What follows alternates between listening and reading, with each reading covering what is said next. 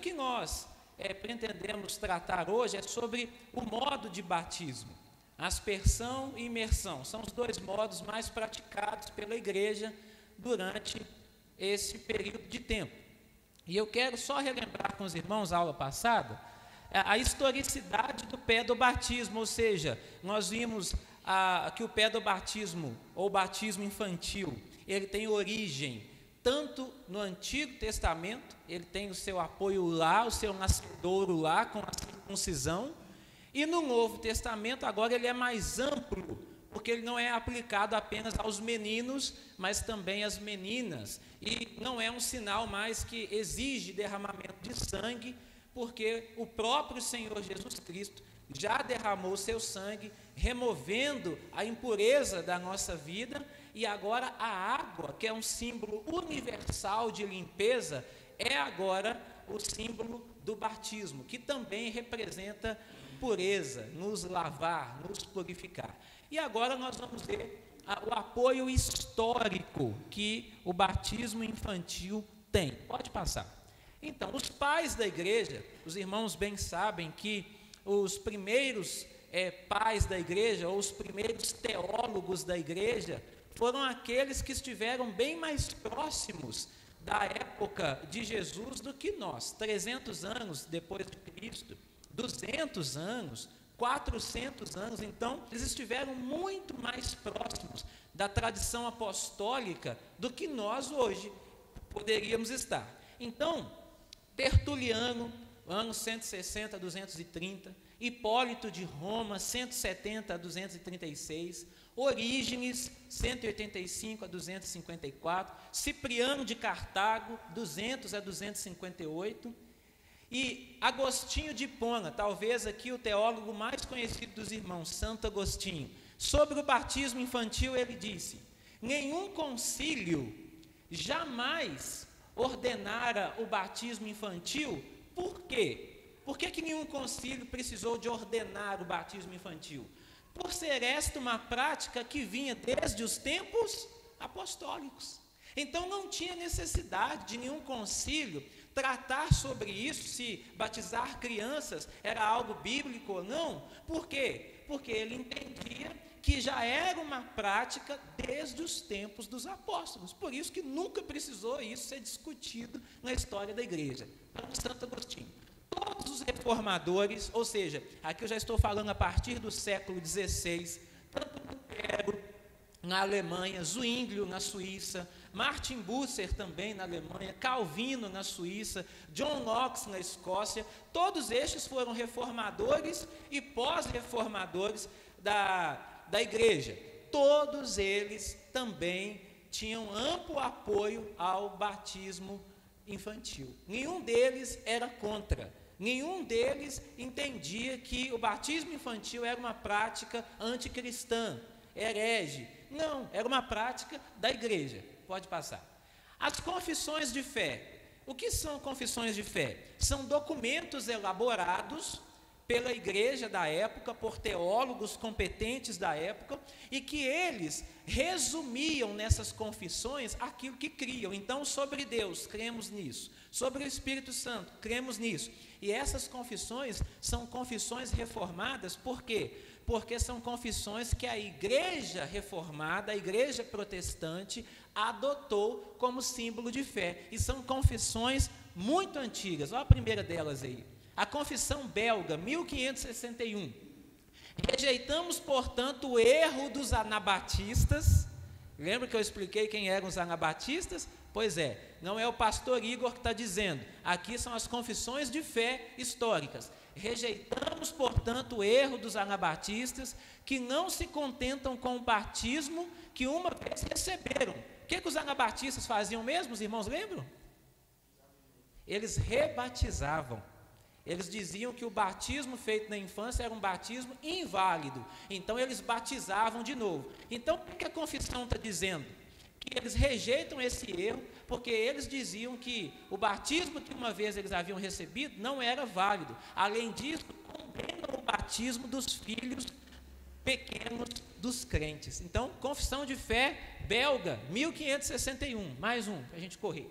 Nós cremos, porém, que, ainda a confissão belga, tá? Nós cremos, porém, que eles devem ser batizados, ou seja, as crianças, e com o sinal da aliança devem ser selados, assim como as crianças em Israel eram circuncidadas, com base nas mesmas promessas que foram feitas aos nossos filhos. Então veja que a confissão belga aqui atesta, aprova o batismo infantil como sendo bíblico e ainda pegando como base o antigo Israel, a circuncisão, tá? Confissão helvética, 1562. Vocês estão vendo que o tempo aí está progredindo, né? 1561, 1562. O que diz a confissão helvética? É outra confissão de fé, é outro documento, tá? De outro povo, de outro país. Olha como elas conversam entre si, como elas combinam. Algumas vocês vão perceber que parece que literalmente deram Ctrl+C e Ctrl+V uma na outra, copiaram e colaram. Condenamos batistas que negam que as criancinhas recém-nascidas dos fiéis devam ser batizadas. Próximo. Mas, segundo o ensino evangélico, das tais é o reino de Deus, e as mesmas se encontram na aliança.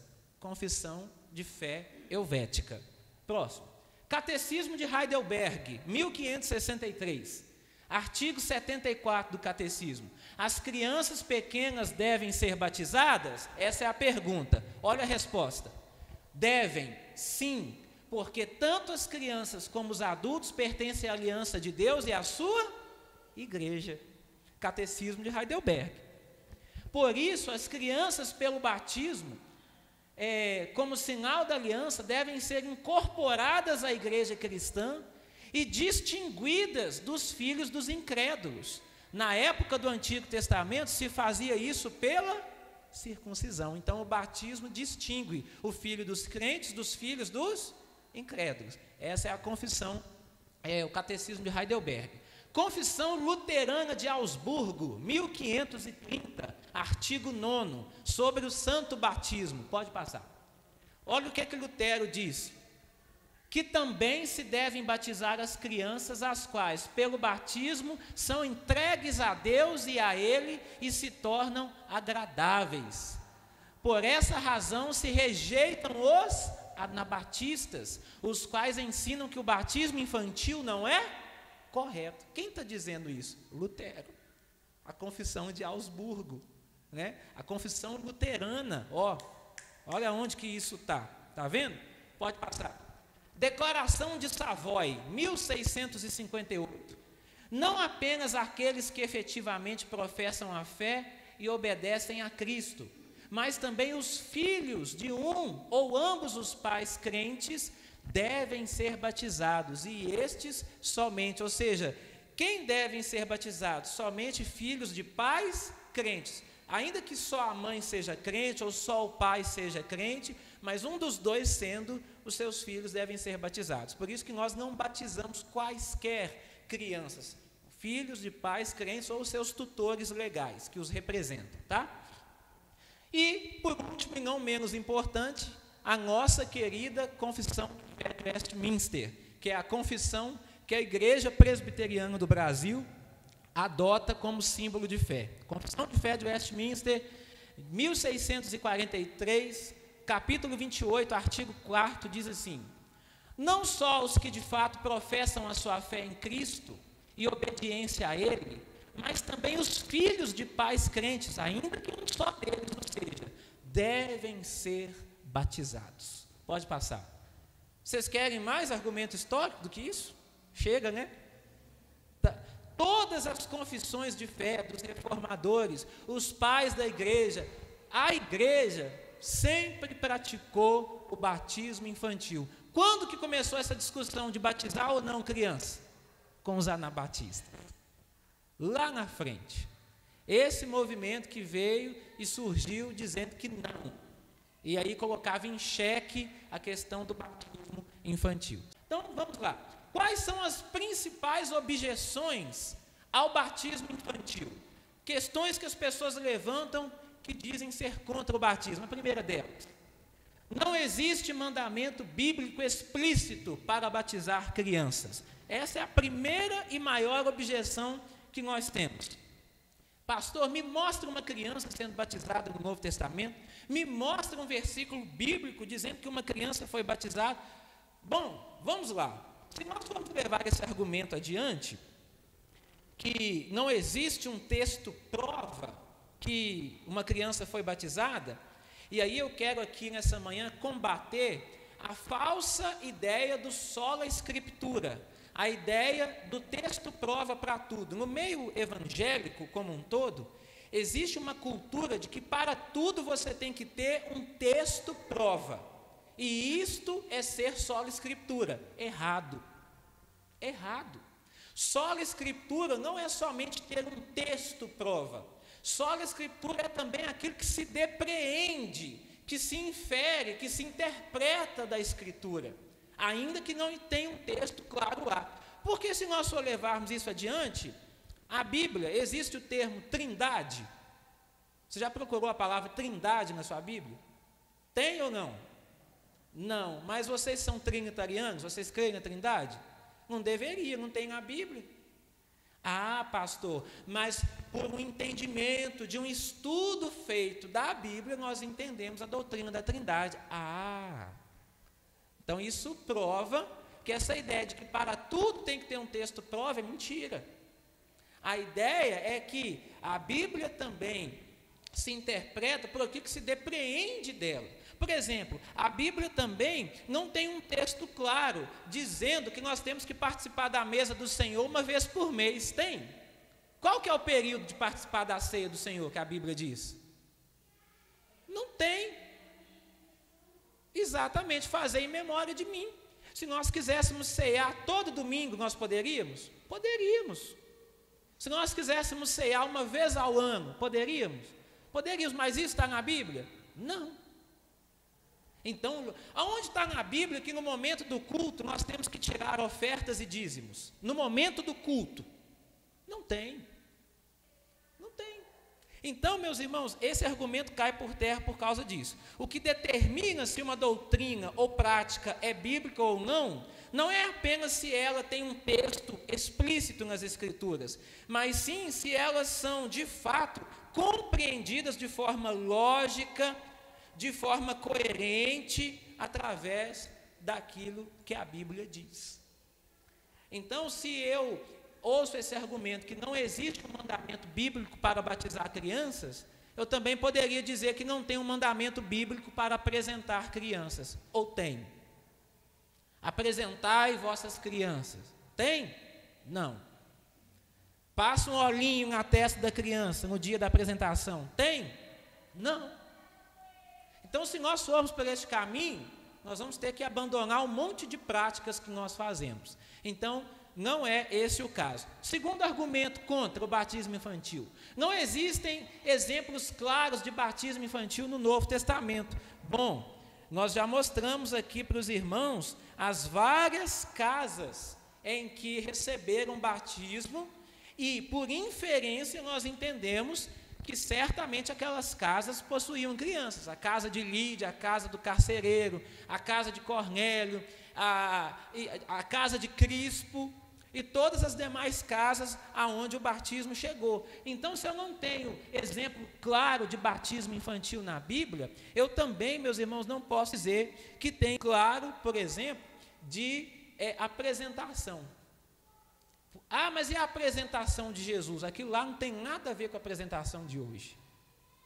A apresentação de Jesus no templo foi a apresentação dele como primogênito, entregue a Deus, como possivelmente o cordeiro que era apresentado no templo, macho, sem defeito, para quê? Para ser sacrificado. Então a apresentação de Jesus cumpriu a uma profecia, a um propósito, que ele, como cordeiro, sem defeito, sem mácula, seria apresentado no templo, para que pudesse ser sacrificado. O que nada tem a ver com as apresentações de hoje. Nada tem a ver.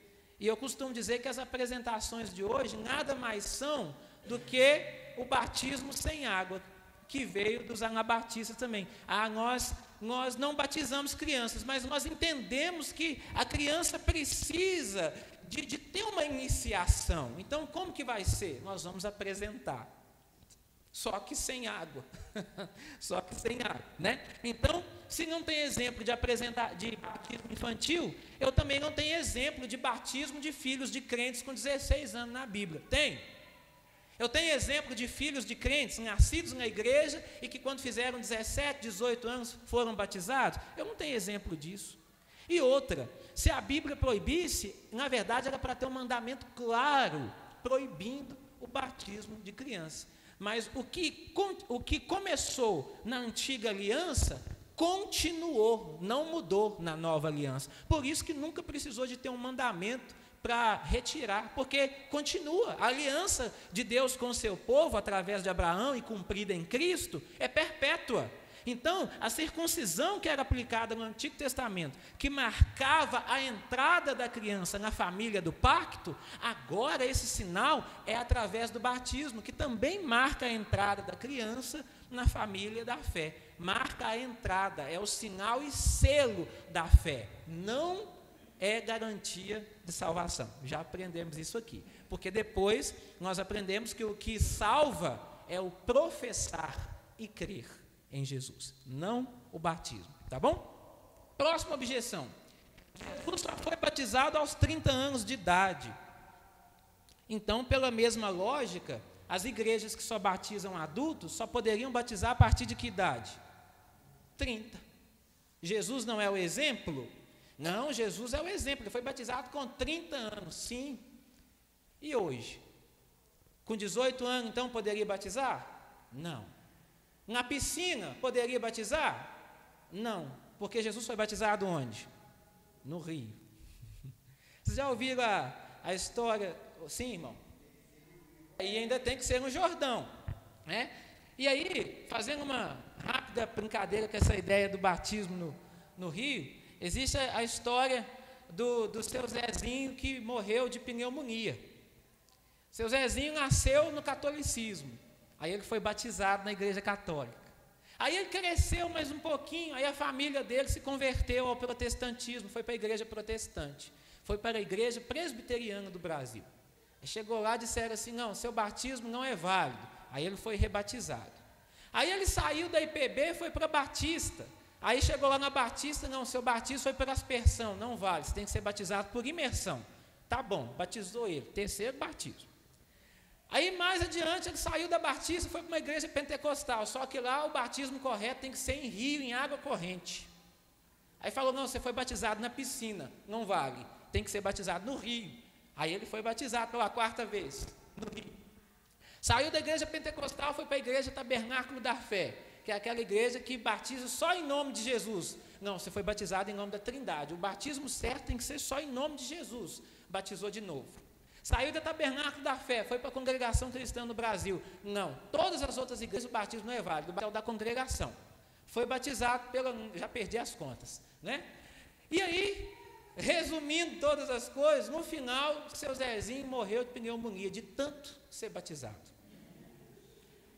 Por quê? Porque se perdeu a ideia, meus irmãos, do real significado do batismo, que não é a quantidade de água, não é o modo, mas sim, meus irmãos, aquilo que ele representa. O que o batismo representa? Sinal e selo da fé, de pertencimento, de novo nascimento. É isso.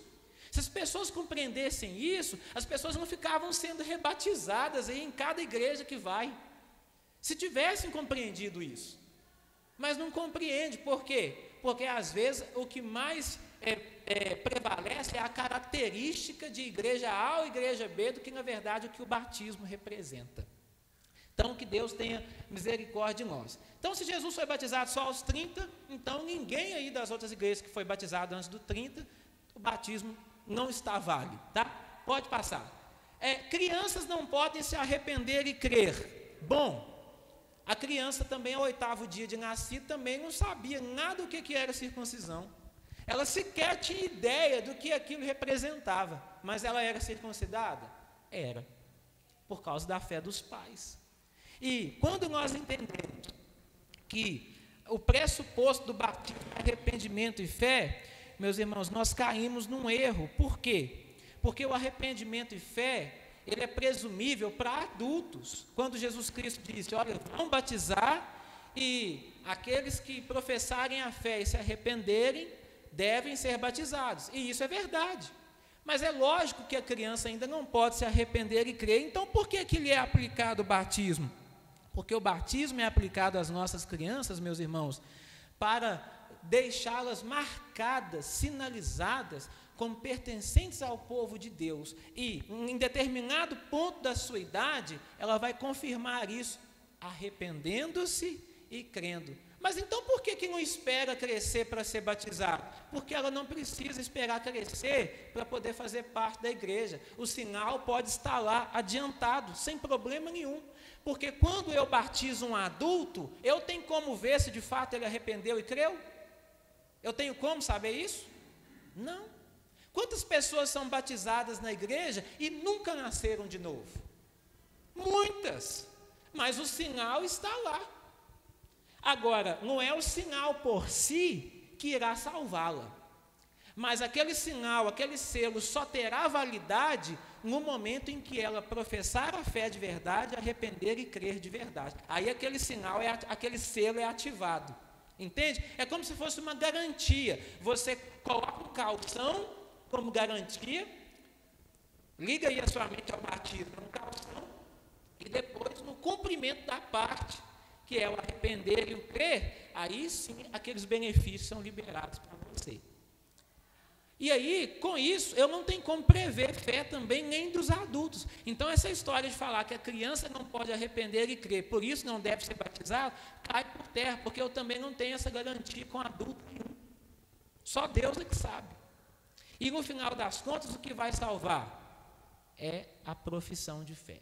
É professar Jesus como Senhor e crer no seu coração. Tá? Assim como a criança no Antigo Testamento, se a gente for usar o mesmo argumento, se a criança não pode entender, arrepender ou crer, a criança lá do Antigo Testamento poderia ser circuncidada? Não. Aí alguns dizem assim, mas eu acho que é uma violação ao direito da criança, batizar ela sem ao menos deixar ela escolher o que ela quer. Ué, e por que você não faz isso com todas as outras coisas da sua vida? Deixa a sua criança escolher se ela quer ir para a escola ou não. Deixa a sua criança escolher se ela quer se alimentar, se ela quer tomar remédio, se ela quer se vacinar. Você não deixa, você não permite. Por quê? Agora é só com a fé que a gente tem que deixar a criança escolher? Não. Se você serve a um Deus, que você crê que é um Deus pactual, que a aliança dele é com você e com seus filhos, desde pequeno você já vai incluir seus filhos nessa aliança. Agora, à medida que eles forem crescendo, eles tomarão a decisão pessoal deles, por Jesus. Agora, é claro, o final já vai estar lá. Você e eu estamos criando nossos filhos para Deus. Então, a diferença aqui, meus irmãos, é que a criança pode e deve ser recebida como parte da família da fé, desde os seus primeiros dias de nascido. E a apresentação também é passível do mesmo questionamento. Para quem critica o batismo infantil, né? Quem apresenta a criança também, do mesmo modo, não está deixando a criança escolher nada. Como é que você sabe que o seu filho vai querer Deus mesmo, para você estar apresentando, dedicando ele numa igreja ao Senhor? Você não sabe. Então, o argumento que corta para um lado, também corta para o outro, tá? Mais um. O exemplo bíblico é de apresentar crianças. Nós já dizemos que isso aqui é uma prática que começou com os anabatistas. Pode passar. Se batizam crianças, por que também não permitem que participem da ceia do Senhor? Esse também é um dos grandes argumentos contra o batismo infantil. São dois sacramentos diferentes, né? Batismo é um sacramento de iniciação. É o batismo que abre as portas para a vida cristã, na fé, na igreja. Agora, a ceia do Senhor já é um sacramento, vamos dizer assim, de comunhão, de manutenção, que se repete. Sim, te dou a palavra, presbítero. Só explicar aqui rapidinho. Por quê? Veja, uma criança quando nasce, ela se torna cidadã daquele país que ela nasceu. Sim ou não? Ela tira certidão, CPF, ela se torna uma cidadã daquele país. Sim ou não? Mas, no entanto, ela tem direito de votar? Ela pode votar? Não. Ela pode ter carteira assinada? Não. Ela pode ter carteira de habilitação? Não, porque tudo isso são coisas que ela só poderá ter a partir de certa idade, não é verdade? Mas ela deixou de ser cidadã? Não. Então, a mesma forma é o batismo infantil.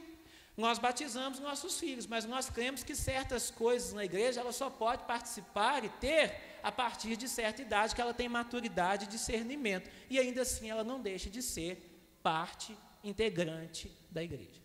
Com isso, nós entramos na aula de hoje. Mas antes de fecharmos aqui, eu queria saber, os irmãos entenderam o porquê que nós batizamos crianças e todos esses contrapontos, por assim dizer, né, que se tem ao batismo infantil, como nós podemos respondê-lo? O mesmo argumento que corta contra o batismo, corta contra qualquer outro argumento que eles colocarem. E muito pelo contrário, nós temos na Bíblia exemplos de famílias inteiras sendo batizadas. Então vamos à aula propriamente dita de hoje, né? O modo de batismo, aspersão ou imersão, qual é o correto? Eu fiz uma enquete no Instagram e com essa pergunta: aspersão ou imersão? Existe uma única forma de batismo? E eu coloquei uma terceira opção: o modo não interfere, não é importante. E eu fiquei feliz porque a maioria das pessoas votaram que o modo não é importante. Quer dizer que as pessoas já estão com a mente mais aberta para entender que o modo ou a quantidade de água não é importante. Pode passar. A finalidade do batismo supera o modo. A finalidade do batismo supera o modo. Eu vou convidar o Victor aqui à frente, por gentileza, para você me ajudar aqui numa dinâmica, rapidinho. Isso, pode ficar aqui do lado, aqui assim, isso. E segura. E aí eu gostaria que os irmãos atentassem ao seguinte: a finalidade é encher este copo aqui. A finalidade, o propósito é encher este copo. Pode abaixar um pouquinho. Se eu medir esse copo, essa bacia, eu consegui enchê-lo, sim ou não? Está cheio, né? E qual foi o modo que eu usei para enchê-lo? Imergindo. Isso. Pode colocar a bacia aqui. Ainda com a finalidade de encher o copo, se eu pego essa jarra e derramo água nesse copo, eu consegui encher esse copo? A finalidade supera o modo. Não importa se eu enchi o copo, obrigado, Victor. Não importa se eu enchi o copo imergindo ou se eu enchi o copo derramando água. A finalidade foi cumprida. Talvez só com esse exemplo aqui já poderíamos finalizar a aula, né? Mas na mente do imersionista, que é irredutível, que diz que o batismo do modo correto é só imergindo, na cabeça dele, ele entende que o único modo de se encher o copo não é abrindo a torneira e enchendo, ou pegando a garrafa da água na geladeira dele e enchendo, não. Ele tem que encher uma bacia para ele ir lá e encher o copo para ele tomar água. Na mente do imersionista, só há uma maneira de tomar banho: é pulando numa piscina e se imergindo, ou pulando no rio imergindo, e não ligando um chuveiro ou dentro de uma bacia, pegar uma panelinha e derramando água na cabeça, se molhando. Todo mundo aqui já tomou banho de caneco, né? Algum dia na vida. Então, mas na cabeça do imersionista, a única forma de se banhar é imergindo num rio ou numa piscina, e não derramando água. Eu estou fazendo essa brincadeira aqui com um tonzinho respeitoso, de sarcasmo, é para mostrar para os irmãos que quando se enfatiza mais o modo do que a finalidade, a essência da finalidade fica perdida, sim ou não? Sim. A finalidade é o batismo. Então, tanto imergindo quanto derramando, aspergindo, a finalidade é cumprida. Então, o termo bapto, batizo, imergir, lavar, molhar, derramar, aspergir, purificar. Quais são os elementos aqui que talvez causam estranheza em quem crê que só há um modo de se batizar? Porque a primeira palavra, imergir, é a que abre o vocábulo, tá? É a primeirinha que está lá.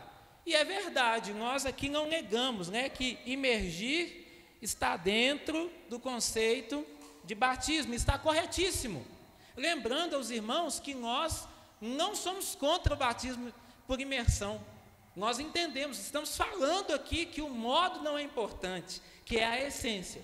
Então, os que são contra, aí lembrando que aqui nós estamos nos defendendo e não atacando, os que são contra se apegam só na primeira palavra, imergir.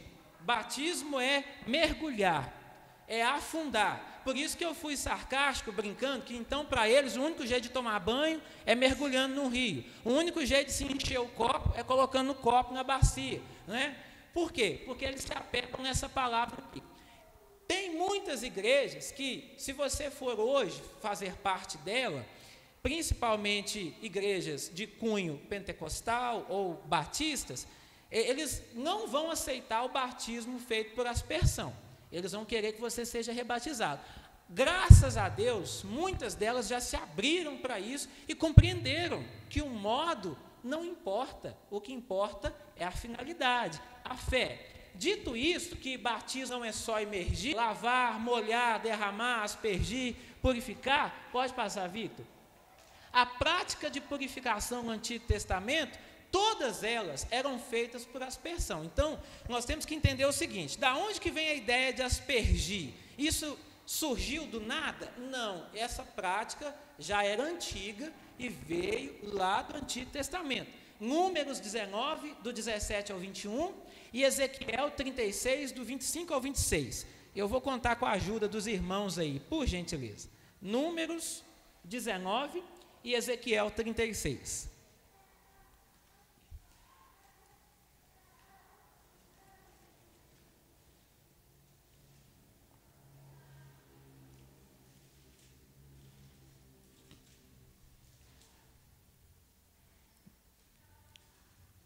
Para o imundo, pois, tomarão da cinza, da queima da oferta pelo pecado, e sobre esta cinza porão água corrente num vaso. Um homem limpo tomará o hisopo e o molhará naquela água. E essa água estava onde? No vaso. Molhará naquela água e aspergirá sobre aquela tenda e sobre todo o utensílio, ou seja, pratos, copos, camas, cômodas, tudo que tivesse dentro daquela tenda lá, deveria ser aspergido com aquela água lá com cinza. E sobre as pessoas que ali estiverem, como também sobre aquele que tocar nos ossos, ou em alguém que foi morto, ou que faleceu numa sepultura, o limpo aspergirá, olha, pela segunda vez, sobre o imundo, ao terceiro e sétimo dia, e purificá-lo-á ao sétimo dia. E aquele que era imundo lavará suas vestes e se banhará na água, e à tarde será limpo. No entanto, quem estiver imundo e não se purificar, esse será eliminado do meio da congregação, porquanto contaminou o santuário do Senhor. A água purificadora sobre ele não foi aspergida, é imundo, e isto lhe será por estatuto perpétuo, ou seja, para sempre. E o que aspergir a água purificadora lavará suas vestes, e o que tocar a água purificadora será imundo até a tarde. O que isso quer dizer? Só no livro de Números eu tenho mais de 20 vezes rituais que eram feitos por aspersão, de limpeza, de purificação. Não dá tempo de ler todos os textos. Então, é consenso mais que provado, comum, de que todo ritual de purificação no Antigo Testamento nunca era imergindo as coisas, mas era molhando com um caniço ou com um hisopo e aspergindo para purificar. Porque não era, por exemplo, se eu aspergisse sobre este violão aqui, é claro que a água aspergida molharia todo o violão? Sim ou não? Para eu molhar todo o violão, eu teria que pegá-lo e mergulhá-lo, né? Só que aquele pouquinho de água que aspergia no violão simbolizava o quê? Que o violão estava limpo, purificado. Por quê? Porque o mais importante não era a quantidade de água, mas era o que ela representava. A purificação. Então, quando o imersionista se apega na quantidade de água, ele está dizendo que ela é mais importante do que o que ela significa. Ezequiel 36, 25 a 26.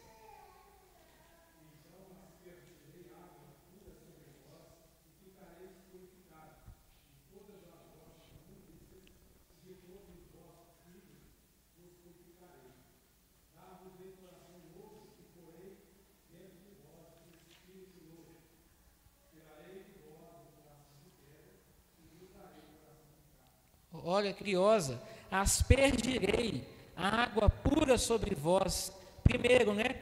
Ele vai aspergir essa água para nos purificar da nossa imundícia. E vai nos dar um coração novo e colocará dentro de nós o seu espírito. O que isso está falando? Do novo nascimento. O símbolo aqui do aspergir água pura, ele se dá através do batismo. Claro que não é a água do batismo que é pura, mas qual é a representação maior que está por trás daquele símbolo água? A ação regeneradora, purificadora de quem na nossa vida? Do Espírito Santo. É o Espírito Santo que nos lava, que nos purifica. E o símbolo é a água. Precisa ser muita? Não. Esse é o ponto, tá? Pode passar. Realidades espirituais, né? Quais são as realidades espirituais que o batismo nos dá? Romanos 6, 3 a 5. E aí, esse texto aqui é o texto queridinho dos imersionistas para dizer que o batismo tem que ser somente por imersão. Lembrando que nós não estamos atacando, somente nos defendendo. Porque nós não ficamos criticando a imersão. É eles que criticam a aspersão, tá? Romanos 6, de 3 a 5, o apóstolo Paulo diz assim: que diremos, pois? Permanecemos então no pecado para que seja a graça mais abundante? De modo nenhum, diz o apóstolo Paulo. Como viveremos ainda no pecado, nós que para ele morremos? Ou porventura ignorais que todos nós que fomos batizados em Cristo? Mas não é com água? É com água. Mas a água representa a pureza, e o nosso batismo espiritual acontece na pessoa de Cristo, não na água. Fomos batizados em Cristo Jesus e fomos batizados na sua morte, ou seja, morremos com ele. Fomos, pois, sepultados com ele na água, irmãos? Não. Fomos sepultados com ele na morte de Cristo. Através do quê? Do batismo, para que, como Cristo foi ressuscitado dentre os mortos pela glória do Pai, assim também andemos nós em novidade de vida. Então, o que o imersionista entende? Que o morrer em Cristo é quando você recebe Jesus como Salvador. O sepultar em Cristo é quando você afunda na água, e o ressuscitar com Cristo acontece quando você levanta da água. Se isso não acontecer, você não nasceu de novo. Mas o apóstolo Paulo em nenhum momento está dizendo que essas realidades espirituais estão definindo o modo de batismo. Ele está dizendo que nós fomos sepultados na morte de Cristo e não na água do batismo. E o símbolo disso é o batismo. E aí muitos até brincam, né? Eu nunca vi sepultar alguém jogando só um pouquinho de terra. A gente tem que cavar uma sepultura, não é verdade? Jogar lá e depois enterrar. Aí está morto. O problema dessa comparação, como que era o sepultamento na época de Jesus? Era no chão? Como é que era? Nas rochas, né? Tipo engavetar. E então já melou o simbolismo do batismo aqui. Se a ideia é essa, né? Porque o sepultamento aqui na mente de Paulo não era um sepultamento ocidental igual o nosso, de pôr lá na terra e jogar por cima. Sepultar aqui é literalmente selar, acabou, colocou lá para dentro da rocha e fechou, foi sepultado. Então, aqui, Paulo não está tratando de modo de batismo. Ele está dizendo as realidades espirituais que o batismo traz. Só que na cabeça do imersionista, essa realidade só é válida através do modo. E para nós é o contrário. Colossenses 2:12, não precisamos de ler, não vamos pular esse, porque é a mesma coisa que Paulo disse lá em Romanos. Então, as realidades espirituais, pelas figuras, não significam necessariamente um modo de batismo. Porque quando diz assim, fostes mortos com Cristo, ressuscitados com Cristo, aí alguém poderia dizer, está vendo, é o batismo, ó, imergir e emergir. Mas e quando a Bíblia diz assim, vivificados em Cristo, andai em Cristo, nascer em Cristo, viver em Cristo, o que nós vamos usar para representar essas coisas? Não tem representatividade para tudo. Tudo isso é representado por uma coisa só, pelo nascer de novo, pelo batismo, seja por imersão, seja por aspersão, seja por que maneira for, com água. Esse é o ponto. Em nome do Pai, do Filho e do Espírito Santo, crendo que ele é sinal e selo da fé, não a fé em si. Pode passar. A simbologia própria do batismo reside na purificação, pela lavagem da água, apontando para a ação purificadora do Espírito Santo. Então, quando o batismo acontece, meus irmãos, uma confissão pública de que aquela pessoa está declarando que nasceu de novo, mas no momento do batismo, que hora que ocorre o novo nascimento na pessoa? É na hora do batismo? E eu já vi muitas pessoas entendendo assim, na hora que é batizado, nasceu de novo. Não. A pessoa que arrependeu e creu, ela já nasceu de novo, porque o Espírito Santo já operou nela um novo nascimento, e o sinal externo disso é realizado pelo batismo. Então, o batismo é um sinal exterior, externo, que revela a realidade interior que o Espírito Santo já fez em mim e em você. Então, quando nós recebemos o batismo, a pressuposição ali é que o Espírito Santo já regenerou você. Não é no ato, não. Tá? Porque se for no ato, aí nós saímos fora do entendimento do que é o batismo. Pode passar. Quais são, então, as supostas imersões, né, que se tem na Bíblia? A primeira delas é João Batista, né? Vamos ler Mateus 3. Mateus capítulo 3. As supostas imersões da Bíblia, que eles se apegam tanto. Mateus 3, versículo 1 e 2, e versículos 5 a 7.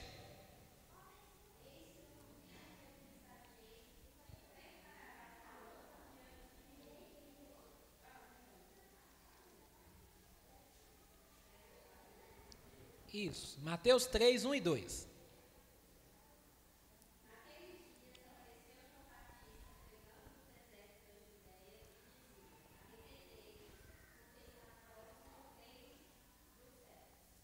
Isso. Então, naqueles dias apareceu João o Batizador, ou João Batista, pregando no deserto da Judéia, e dizia, arrependei-vos porque está próximo o reino do céu. Então, essa mensagem dele, ele estava chamando o povo a se arrepender. Agora, leia o versículo de 5 a 7.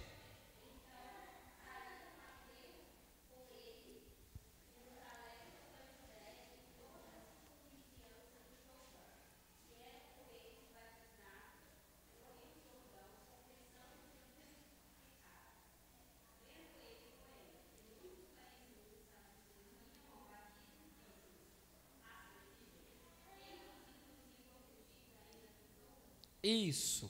Então, João Batista estava batizando no Rio Jordão. Esse é o primeiro ponto aqui que os imersionistas se apegam, está vendo? João Batista batizava no rio, logo o batismo era por imersão. Essa é a primeira dedução lógica deles. E aí, vendo que muitos fariseus e saduceus vinham ao batismo, ele então diz aquela célebre frase, né? Raça de víboras. Quem vos ensinou a fugir da ira vindoura? Lembra como era feito os rituais de purificação no Antigo Testamento? Através de aspersão. Quem era João Batista? O último profeta da antiga aliança. O profeta que estava na transição da antiga para a nova aliança. João Batista era filho de quem, irmãos? Isabel e Zacarias. E Zacarias era o quê? Sacerdote. Se tinha um homem que entendia de rito, de lei, de formas de fazer as coisas, era o pai de João Batista, Zacarias. E agora João Batista está batizando. E vem quem para ser batizado para ele? Fariseus e saduceus. Vocês acham que se João Batista estivesse fazendo um batismo diferente do jeito dos ritos de purificação do Antigo Testamento, os fariseus e saduceus não iriam ser os primeiros a ir contra o batismo dele? Claro que iria. Eles ficavam observando Jesus passo a passo para pegar um erro em Jesus. Se eles vissem que o que João Batista estava fazendo era algo inovador, diferente, imergindo, mergulhando as pessoas no rio, eles iam olhar aquilo e falar: não, isso aí não está de acordo com a nossa liturgia, não. Porque qual é o nosso rito de purificação? Era através de aspersão. Então, o fato de que João Batista estava num rio não quer dizer que ele estava necessariamente imergindo Jesus ou aquelas outras pessoas através do batismo, imergindo para batizar. Isso não quer dizer nada, tá? Semana que vem nós vamos continuar, porque eu tenho aqui vários versículos que falam de possíveis imersões, e nós vamos ver que não é bem assim, e da aspersão, tá bom? Então, eu convido você que veio hoje, se puder, vir domingo que vem, a aula está gravada, nós vamos disponibilizar depois lá no YouTube, é porque é muita coisa para falar em pouco tempo, e para fazer com que os irmãos compreendam, eu sempre gosto de salientar isso, eu não gosto de correr com a aula, não, é justamente para os irmãos entenderem que a finalidade é maior do que o modo. Se os irmãos aprenderam isso nessa manhã, eu fico satisfeito. Semana que vem nós vamos ver por que muitos entendem que o batismo só é válido se for imergindo. Então, lembrando que você pode tomar banho mergulhando num rio, mas você pode tomar banho no chuveiro da sua casa também. A finalidade do banho vai ser cumprida, tá? Você pode encher um copo d'água imergindo o copo numa bacia, mas você pode também encher um copo d'água derramando água nele. A finalidade vai ser cumprida do mesmo jeito, tá? Deus abençoe os irmãos.